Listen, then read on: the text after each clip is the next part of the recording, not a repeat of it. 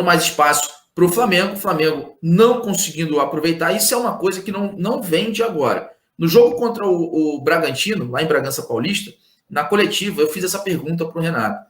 Foi um jogo onde o Flamengo também não criou, foi um jogo onde o Flamengo empatou com o Bragantino, mas chutando muito pouco a gol, criando muito pouco. E eu fiz essa pergunta para ele, Renato, obviamente que a ausência do Arrascaeta e naquela situação, naquele jogo, o Everton Ribeiro também estava fora da equipe. Hoje o Everton Ribeiro está de volta, mas ainda assim parece que está fora, porque está com uma atuação muito abaixo ontem e a falta de criação continua. E eu perguntei para ele como fazer na ausência desses principais meias de armação do Flamengo para resolver essa situação. E naquela ocasião ele respondeu, sim, nós temos um problema e vamos ter que resolver esse problema.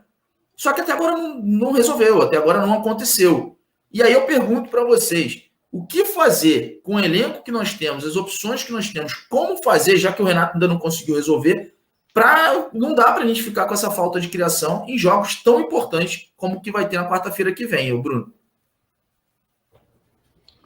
Como é que tá o retorno aí? Tá ok agora? Tá show.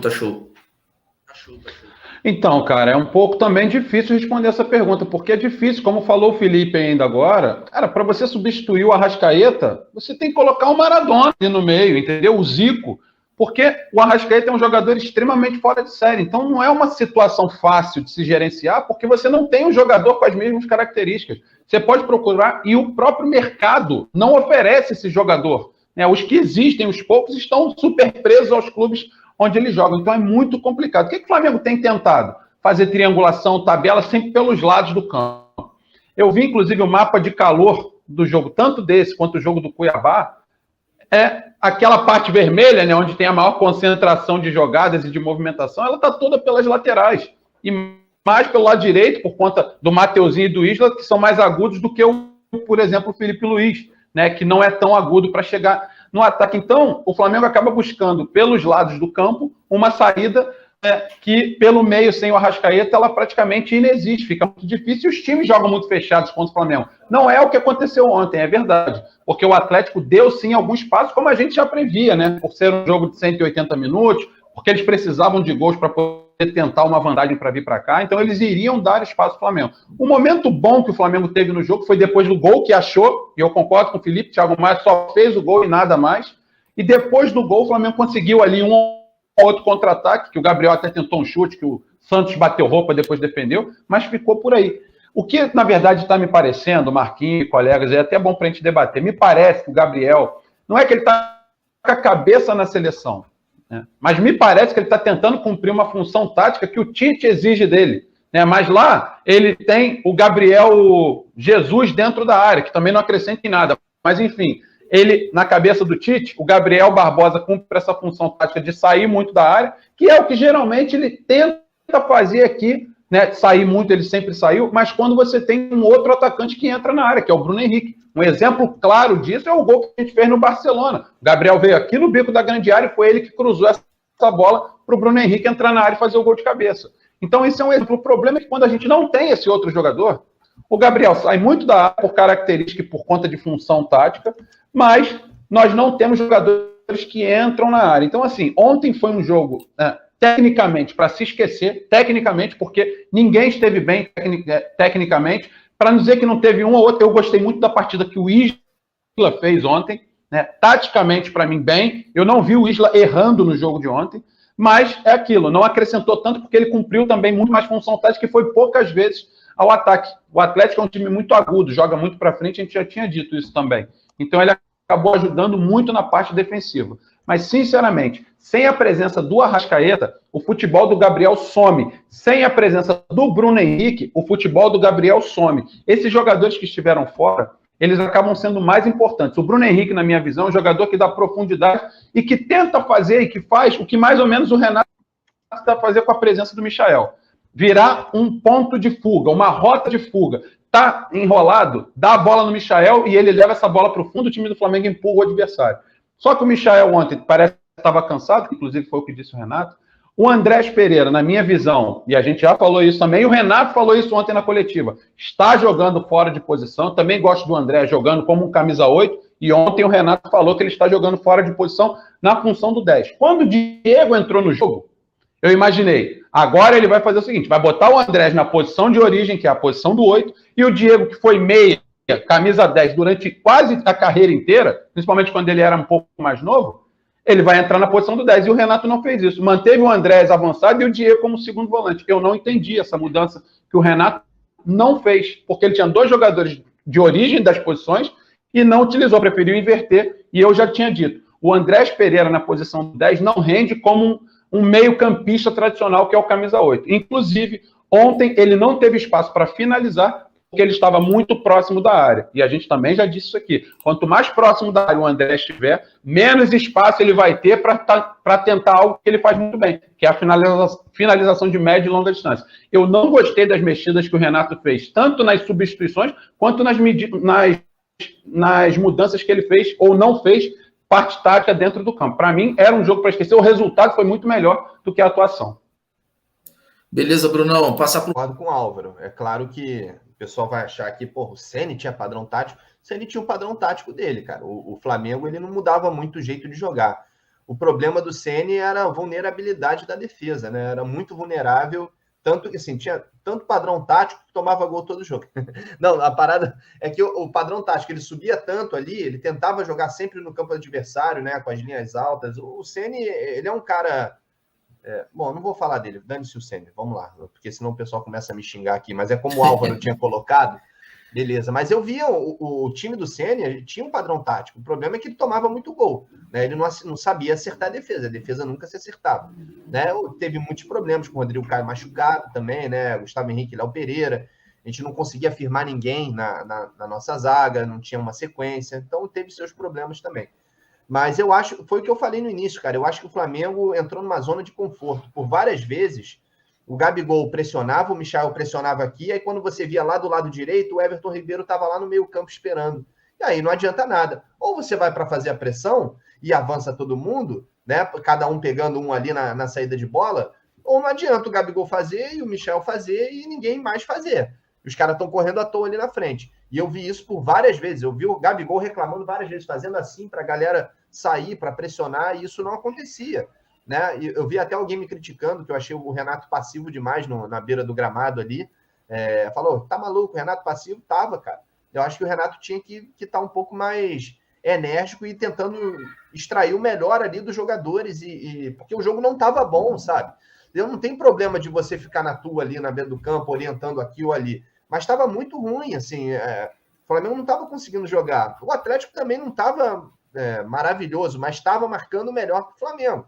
Conseguia encaixar a marcação, e estava difícil para o Flamengo sair ali de trás. Eu acho que realmente está faltando isso. A gente vê um Flamengo um pouco relaxado na questão tática, sabe? Você tem que definir. Ou você vai para pressionar, fazer a pressão alta, roubar a bola, avançar o time inteiro e jogar naquela intensidade que a gente está acostumado a ver de anos atrás, ou então você assume e se defende, ou não sei o que você faz, isso é um pepino, um abacaxi para o Renato aí resolver. Mas de certo é que o Flamengo não está jogando do jeito que a torcida gosta.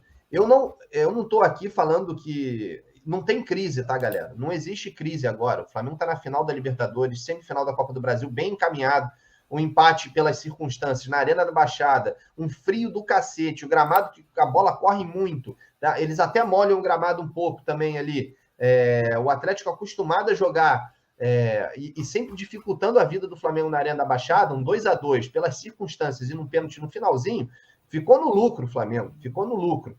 Tá? Então é um bom resultado para a gente trazer aqui para o Maracanã. Tem que ganhar e eu acho que o Flamengo vai ganhar. Não tem crise. Mas, assim, a gente quer ver mais desse Flamengo. A gente quer ver o Renato colocando o time para jogar bola. E não ficou na zona de conforto pelas goleadas, porque começou muito bem. E aí dá aquele ânimo, goleia 1, 2, 3, e os números são ótimos do Renato. A gente não tem o que reclamar dos números do Renato. Acho que os números dele são melhores até do que o do Mister nesses primeiros jogos, né, de aproveitamento, enfim, número de gols marcados, gols sofridos.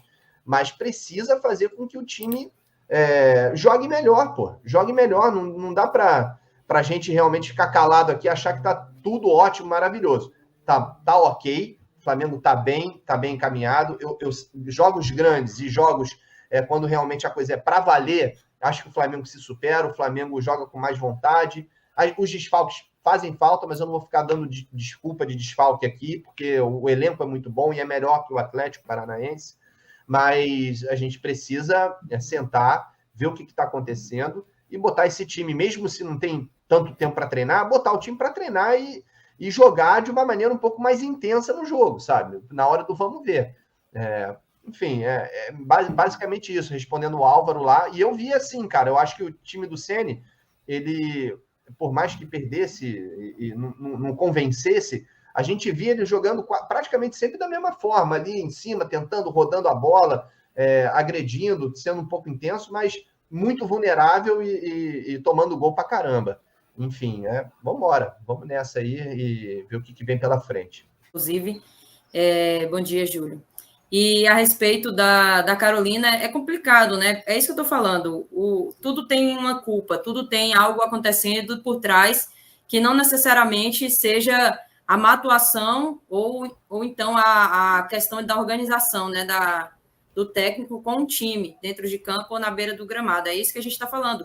Na coletiva tem sido as mesmas respostas, tem sido as mesmas escapadas, tem sido as mesmas frases pragmáticas, e isso está ficando um pouco chato, né? Por exemplo, quando ele fala assim, eu já vi, inclusive, perguntas da equipe aqui do Paparazzo falando sobre a questão tática, né, do time presente em alguns jogos, e ele já respondeu que só fala de tática com o time no vestiário. Aí eu me pergunto, será que está tendo alguma conversa mesmo de tática? Porque ontem eu vi um Flamengo desorganizado, não só individualmente, mas coletivamente também. Eu não sei nem explicar se o Bruno aí, né, que é jornalista, o Júlio, o Marquinhos, o Felipe, até a Nação que está no chat acompanhando a gente, o Flamengo estava organizado taticamente, eu fiquei bem confusa, porque parecia um 4-3-3, mas ao mesmo tempo não parecia. O meio de campo estava muito espaçado, os jogadores perdidos, a nossa marcação também estava muito frouxa. Então, assim, eu fiquei um pouco confusa de como o Flamengo se apresentou ontem. E o Atlético Paranaense eu consegui ler. Ele estava, algumas vezes, no 5-2-3, outras vezes no 3-4-3. Estava alternando essas duas formações táticas, fazendo um bloco de formação para segurar o nosso ataque, principalmente nos contra-ataques, até porque eles subiram as linhas. Só que o Flamengo, eu não consegui entender muito como o Flamengo estava se comportando, e isso me preocupou demais. Por que me preocupou? Porque a gente ontem estava com um time forte, um time que, por exemplo, sai um Bruno Henrique, mas você tem um Michel que está numa boa fase, ainda tem um Kennedy que entrou no decorrer. Sai o Arrascaeta, mas você tem um Andrés recém-contratado, você tem o Diego Ribas que está retornando, você tem o Thiago Maia no meio de campo. Então, assim, qual é o time no Brasil hoje que tem tantas reposições próximas de jogadores com tanta qualidade quanto o Bruno Henrique e o Arrascaeta, por exemplo? Não estamos falando que temos no banco jogadores à altura. O Bruno bem colocou aí, você substituir uma Arrascaeta hoje é uma missão quase impossível, né, no Flamengo e até mesmo nos times aqui nacionais. Mas tem jogadores com qualidade tanto quanto o Arrascaeta que pode corresponder pelo menos um pouco mais do que a gente espera, e isso também não tem acontecido. Ontem, das substituições mesmo, o único que rendeu foi o Diego Ribas, que para mim entrou, tomou mais de conta do meio de campo. O Pedro estava super sumido, mas um pênalti que veio no momento certo, no vacilo do time deles, o Pedro converteu e trouxe esse empate e esse resultado que a gente saiu bem no lucro. Até porque não tem gol qualificado, então um empate lá dá pênalti, mas acho que o Flamengo vai buscar esse resultado, vai buscar essa vitória.